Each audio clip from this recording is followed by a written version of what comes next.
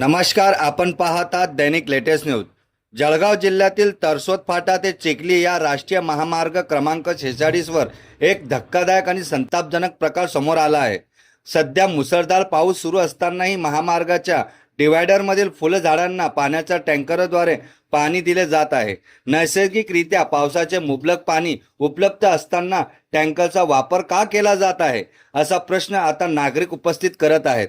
स्थानिकांच्या म्हणण्यानुसार राष्ट्रीय महामार्ग प्राधिकरणाकडून दिलेल्या देखभाल कंत्राटामध्ये भर पावसात टँकरने पाणी दिले जाते, मात्र ज्या उन्हाळ्यात आणि हिवाळ्यात झाडांना प्रत्यक्षात पाण्याची गरज असते त्या काळात या झाडांकडे पूर्ण दुर्लक्ष केले जाते।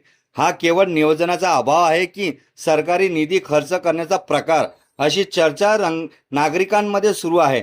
या संपूर्ण प्रकरणाची चौकशी करून संबंधितांवर कारवाई करावी आणि देखभाल कामाची पारदर्शकता तपासणी करावी, अशी मागणी वाहन चालक आणि नागरिकांकडून होत आहे। या प्रकरणावर आपले मत काय आहे, कमेंटमध्ये नक्की सांगा। दैनिक लेटेस्ट न्यूज साठी कॅमेरामॅन हरीश खरारे सोबत मी मुख्य संपादक हबीब चव्हाण। सूचना वरील मांडणी नागरिकांकडून व्यक्त होत असल्याचा आरोप व नाराजीवर आधारित आहे। अधिकृत भूमिका किंवा स्पष्टीकरण उपलब्ध झाल्यास तेही प्रसिद्ध केले जाईल।